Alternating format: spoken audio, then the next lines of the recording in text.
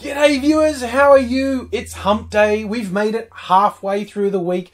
Congratulations to you. Good going. Wednesday, of course, where I talk about Wanga Fat Wednesday. What am I not giving a fuck about today? And today, I'm not giving a fuck about the mealy-mouthed prevarications of the toads from One Nation. Because I've seen the video. They go, no, just because you have evidence doesn't mean we're selling out Australia to the NRA. I mean, you keep pointing to evidence as to what we were doing. I mean, honestly, with enough evidence, you can prove anything. Why won't you just listen to what we say instead of the objective evidence? I don't know. Look, if you don't know about this, this is actually quite an incredible story. It's about an undercover operation that was run by the Washington office of Al Jazeera with an Australian journalist. They ran this undercover sting for 3 years. That's how keen they were on this. It was basically to expose the shit the NRA gets up to. And in case you didn't know, the NRA is really not fond of the effectiveness of Australia's gun laws, continually being held up as an example of what you can do if you're vaguely sensible. So this investigation involved setting up a journo to make him the face of an Australian gun lobby group. And this is like, okay, let's do that. And we're going to earn the trust of the NRA. And then we're going to get some politicians involved. And then we end up with people from One Nation meeting with the NRA talking about, yeah, give us 10 million, 20 million, and hey, we can increase our power in Australian politics. Grab the government by the balls. Oh, these silly gun restrictions, they'll be gone. I mean, it's just like, what the fuck is actually going on? And they don't know. Look, it is important to note that so far there's no actual evidence of the One Nation people breaking the law. What's interesting is, unrelated to what they were doing, a law's been passed in Australia since they went over to America that foreign people can't donate more than $250 to an Australian political party. Now, that was tied up in some paranoia about China trying to influence politicians in Australia. Ironically, it would completely have derailed this plan of One Nation's if it wasn't a sting operation in the first place. But like I said, they may not have done anything illegal, but they'll be incredibly unlikely to come out of this unscathed, because this is some really fucking scummy behaviour.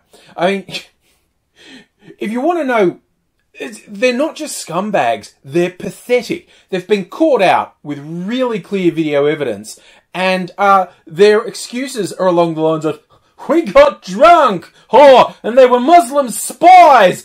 Muslim spies everywhere, I tells you. Now, I feel like I need to interject here. You may think I'm exaggerating. I'm using hyperbole for comedic effect, as I am wont to do. But that was literally in their press conference. Like, yeah, sure, we seem to be just saying, give us $20 million. But honestly, we've been on the source.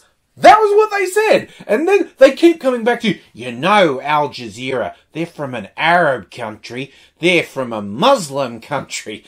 And they keep calling this guy a spy. They keep saying, he's a spy. It's like, he's an Australian. And the weird thing was, at least to me, he had to operate under his real name, because he was going to be the very public face of a gun lobby group, even if it was a fake one. And he couldn't do that under a fake name because he'd be found out. So he actually fronted it under his own name, presented views that were basically the opposite of his real views, which led to him having to say to family and friends, no, I've seen the light. Guns! Guns is the answer. Guns, guns. Pew, pew, pew, pew, pew. And they're all like, what the fuck? He even would occasionally get accosted in the street because his photo was on the website of this lobby group. People just grabbing and saying, hey, dickhead, stay the fuck out of Australia's gun laws. But he went to the US. He hooked up with the NRA. They loved him, like, because they fucking hate Australia's gun laws. You know, there's something about simple, common sense approach to gun regulation and seeing how it works. You know, terrible gun massacre, change the law, no more gun massacres. That simple equation scares the shit out of the NRA.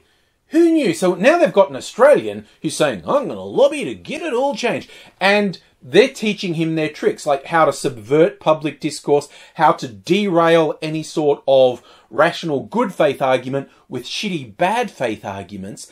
And above all, when you're paying politicians or when you're running political ads during a campaign, you don't say, this is to get more guns. You literally just campaign against people that you know won't be in favour of relaxing the gun laws, and you support people who will support the gun laws. But you never ever say, this is about guns, because people don't fucking want that. Even in the US, the NRA represents an absurdly small percentage of the population, yet they have this incredible power, and it's because of money. And it's the same in Australia. The gun lobby is infinitesimally small, but you've got these loudmouths saying, these gun laws are too restrictive. What about my rights? The overwhelming majority of Australian population is very clear they'd actually like more strict gun laws. We don't have any ridiculous culture about guns are tied to our identity. So these pricks are just completely acting in bad faith.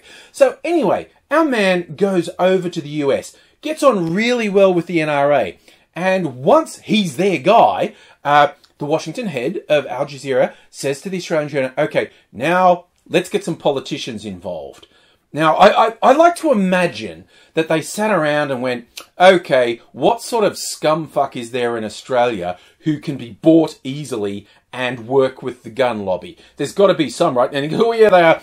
And I can just imagine them tossing names around. Hey, David Leonom will do it. Bob Catter will do it. And they've eventually gone, well, out of this parade of fuckery, which one is the slimiest fuckers there? And they go, well, One Nation, I think. And they've also got a bit more reach than the others. So they're the combination of being absolutely soulless pieces of shit, and they have slightly more reach than the other soulless pieces of shits. Don't worry, I'll go to One Nation. So a man goes to One Nation and says, hey, I've got friends in the NRA. Would you like to meet them? And they say yes. And they go with him to the US, where we have all these secret cameras. He's got all these little pinhole cameras going on, and has them saying like, yeah, we'll get lots of money. We'll do it. We'll get the government by the balls. And it's like, you go, I can't believe I got suckered like that. You didn't get suckered. Someone knew exactly who and what you were and just gave you enough rope to friggin' hang yourself. And I'm not even making this up. You've got this dickhead from Queensland saying, he seemed like an okay bloke. He was wearing an Akubra hat. That's all you have to do to be a good bloke. Be white and wear an Akubra. See? Suddenly, people from One Nation trust me. Good bloke? Probably a Muslim spy. Good bloke?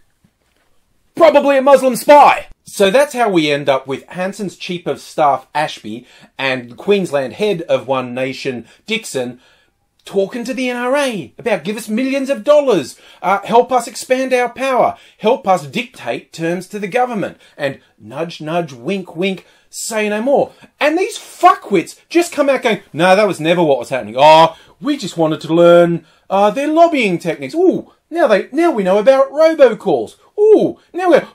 Yeah, okay, you've got us on camera talking about taking millions of dollars, but we'd had drinks. And look, honestly, let's get real. Who among us has not flown to another country, to a lobby group that wants to influence the laws of our own country, got super drunk, and ended up talking about millions of dollars to influence what happens in politics? I mean, this is a thing that happens, every day, every other day at least, to average ordinary Australians. The idea of saying these guys from One Nation denying what's on the video that makes them mealy-mouthed liars that are treating us like shit, that That's unreasonable. It's unreasonable to doubt them when they say they definitely weren't taking money to water down Australia's gun laws. Because the NRA doesn't want that, apparently. The NRA would have given them millions of dollars out of the goodness of their heart for no gain to the gun lobby. That's apparently what these guys would have us believe. And honestly, why wouldn't we believe them? And stop bringing up evidence, okay? I said it before. If you have enough evidence, you can prove anything. And an interesting point in all this, to you all, Pauline Hanson, the head of One Nation, nowhere to be seen. Nowhere to be seen. These dickheads, when they're on TV, they say, oh, she's very ill. Which, you know, that was fortunate, wasn't it? That was pretty good timing for her, that she was so unwell that she couldn't face this public shitstorm. And then there was a later report that she'd been bitten on the face by a tick, and her reaction was so extreme she was barely recognisable. And I know you're probably worried right about now, but I want to assure you the tick is getting all the best veterinary care, and it will probably recover from absorbing the poison that flows through Hanson's veins. So nothing to worry about. And if you want to know how far they can take the stupidity, these idiots just saying, no, we definitely weren't talking about watering down the gun laws with the NRA. That absolutely wasn't what was happening. Pauline Hanson has gone, I've referred it to the federal police because they're Muslims, you know. Al Jazeera from Qatar. Oh, they're Muslims. They're spying and trying to influence Australian politics. She says that while her guys are over there talking to a foreign lobby group about give us millions of dollars. There is no lower limit to the stupidity that these idiots will spout. And it's because of how fucking stupid their supporters are. I see a lot of people saying, oh, why didn't this get brought out before the New South Wales state election, where One Nation did fairly well? The people had a right to know. As if this news is going to influence anyone who votes One Nation. Soulless money grubbing to advance the gun lobby and water down Australia's gun restrictions, that's bread and butter to One Nation.